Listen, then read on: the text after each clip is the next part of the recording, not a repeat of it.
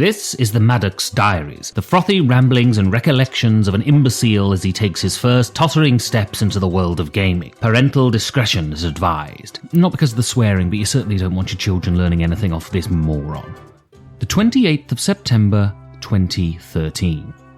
I'm writing this feeling slightly aggrieved. Not totally aggrieved. I haven't written to the European Court of Human Rights. I don't have a petition on change.org.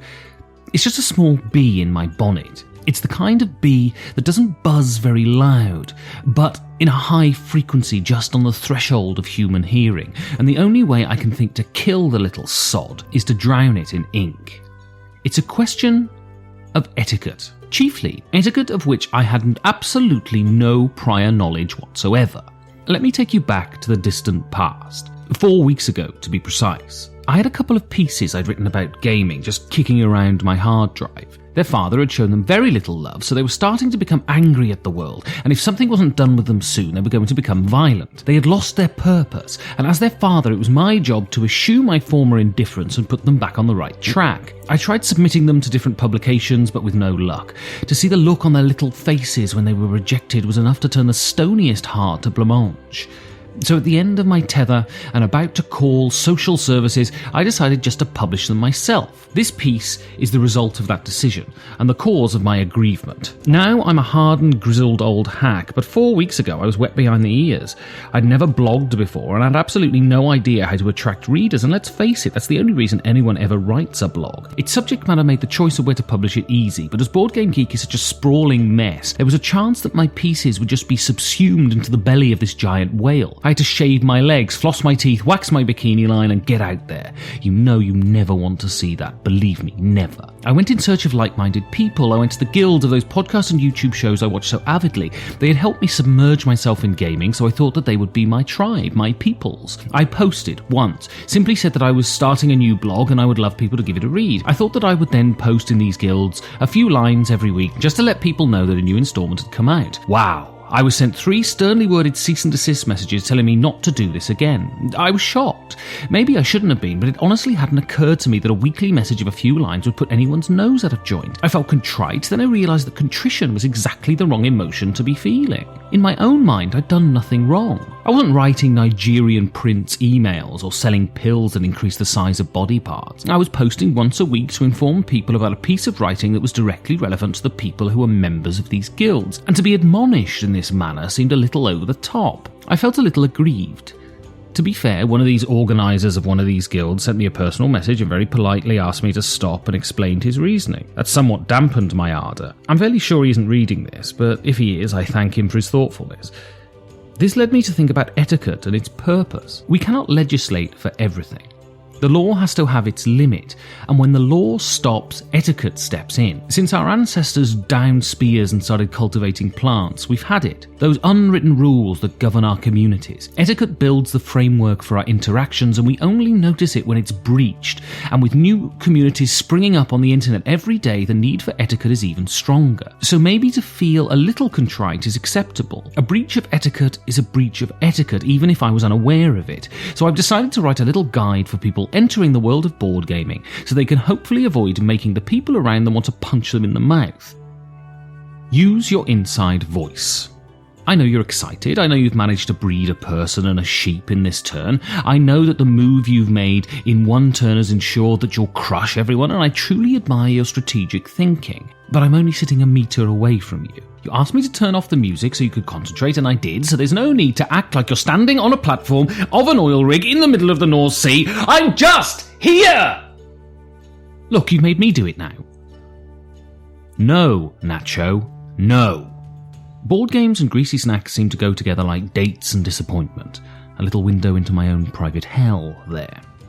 I even indulge myself. Peanuts and beer, good. Red wine and dark chocolate, good. I have no problem with snacks, but don't, I repeat, don't get nacho cheese and vegetable oil fingerprints on my cards. I'm serious now. No, really, I'm not joking. I love these things like the children I don't have, and I don't want them soiled by those who don't know how to treat them properly. Every time a pour goes from peanut to dish to game component without passing wipe, a little bit of my soul withers. Use a finger bowl. The Romans did, and look how they turned out.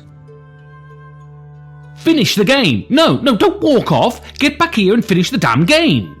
Man, this infuriates me. There is a certain type of gamer that seems hell-bent on not allowing any game to finish. They probably don't even realise that they're doing it, but they do. When they realise that the result of the game has been decided, or at least they perceive that it's been decided, they say things like, should we just call it a day now? Or, this is done, I'm going to go and play Agricola. We know how most films are going to end. Does that mean we should stop watching the films? We know that if we begin to cross the road, the most likely outcome is that we reach the other side. Does that mean I should give up crossing the road? No, of course not! End conditions and game length have been designed into the play experience for a reason, and I defer to the designer as someone with a greater knowledge in this area than me, in the same way that I wouldn't tell a surgeon halfway through an operation, yeah, we know which way this is going, just sew me up now and let's save some time, eh?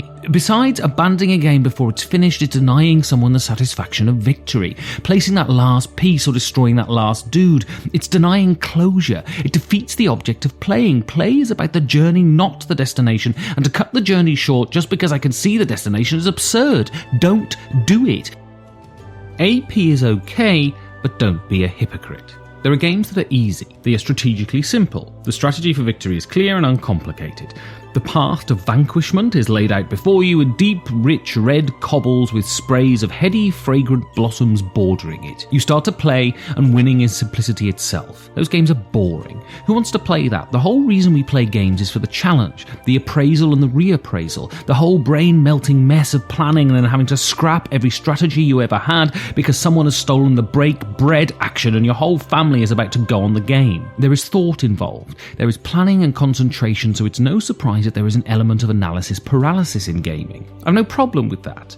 True, someone who is waiting for the sun to burn out before they take their next turn can be frustrating, and nudging them along is okay. What I do have a problem with is those people who nominate themselves Rush Master in Chief and constantly pepper the gameplay with take your turn or hurry up, and then spend 5 hours on their own turn. It is possible to plan your own turn rather than wasting so much time telling everyone to hurry up theirs. There isn't a time limit. Take a relaxing suppository and enjoy the game. Be polite about the game someone has just bought, even if you hate it. Please do this. Some people feel compelled to buy games, spend too much money on games, and generally clutter up their life with them. I do this. This is me. I listen to podcasts and look at websites, and then I'm forced onto other websites to spend money I shouldn't. I'm not the most compulsive game purchaser in the world for sure, but I do love to buy me a game. There is a drawback to this. You will at some point buy a stinker, or one that is not popular with the people you play with, or one that is a disgrace to humanity. It can happen. The problem is that people judge you on your purchases. They can't help it. It's the way we are as animals, and if you do buy a stinker, you feel bad. You feel buyer's remorse. That is chastening enough, without someone feeling the need to say, my God, that was terrible. If I ever have to play this again, please shoot me. I don't need that. It was my 50 quid that I just flushed down the toilet. An example. A friend of mine once bought a game to game night that I didn't think much to. It was too long and utterly pointless. The name of the game has been withheld to protect the innocent. It actually gets a lot of love amongst the community, but if I ever have to play that again, please shoot me. Did I rant and rave about how much I hated it? Did I accidentally spill corrosive fluid on it so it dissolved and thereby saved others the torture I'd experienced? Did I rub it in stewing steak and feed it to the dog? No, and no, I lied. I told him I thought the game was good. I wasn't effusive. I was quietly complimentary, and he left feeling satisfied with his purchase. I didn't feel dishonest or dirty. I'd done the right thing. The only problem is thinking up excuses when he asked me to play it again. What I think I'm saying is that you should try and act in a way that causes the least discomfort to those around you, unless they deserve it. In that case, destroy them.